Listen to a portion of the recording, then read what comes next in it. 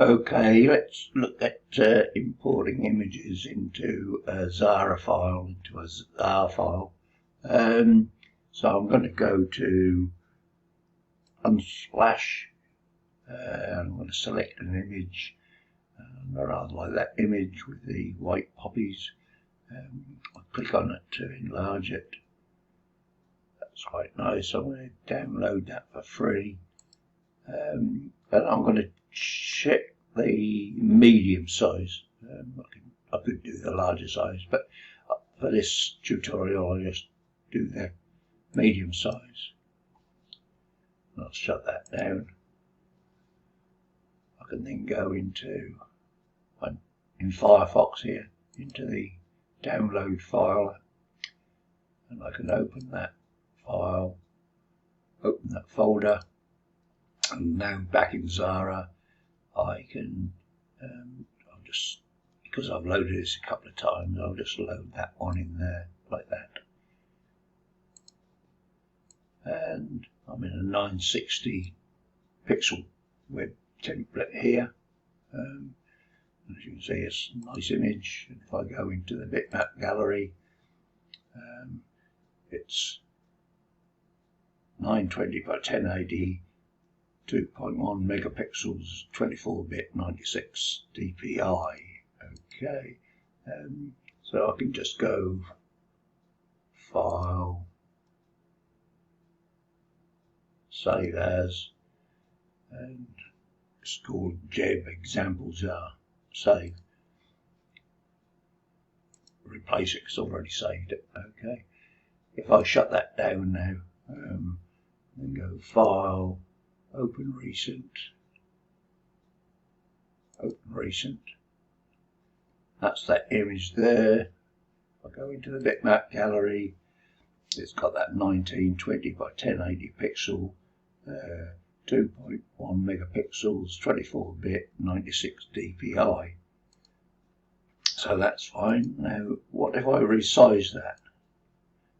Resize that to fit the pixel. Make that 960 to fit the page size. And then go File, Save As, JEB examples are save, replace. Now I'll just shut that down and reopen it again. Open Recent. There we go. And we're at 50% view here.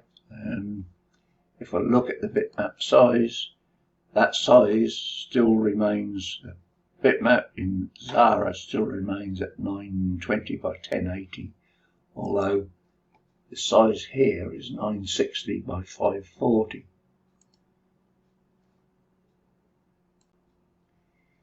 So this is known as a non-destructive image.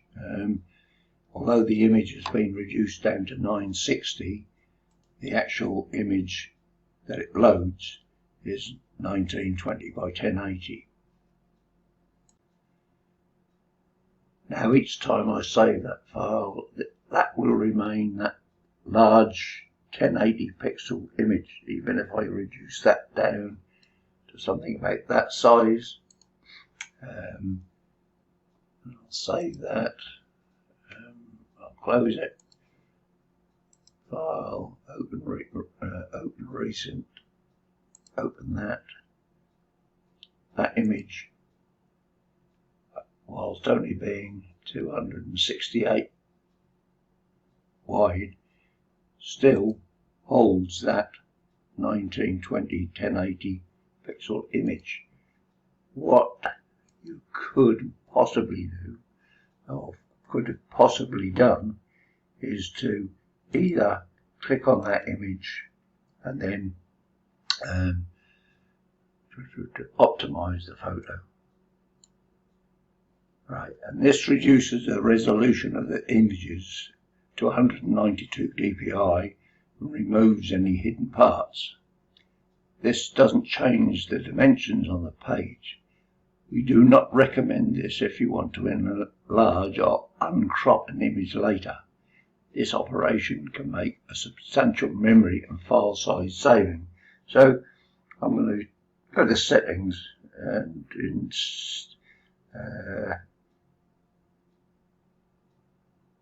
resolution I can just make it 96. Okay, optimize. So we've got on 92, page 1 there. Then if I go save, I close that. At the moment, before I close it down, you've got the two images. You've got this 1920 by 1080, and you've got this small one, 268151. Right, file, save as, and I'll just save it as the same. Save, replace, and I'll shut that down. Now this time when I open recent, there we have the image at 268 by 151. Look at the bitmap gallery, there's only the one image. That's now made that destructive. That has now become a destructive image. So it's no longer that very large image that you had before. It's far smaller. Let's go and look at it 100%. Zoom up. I think you can immediately see that there's nowhere near the definition that was in the earlier one.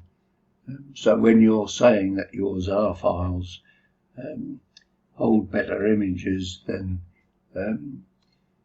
when you export them as JPEG, then I think what you've got to do is go into the bitmap gallery. Having looked at the bitmap gallery, import that, which is probably a larger file size, because if I just export that at the moment as a JPEG, you'll get a very poor quality image.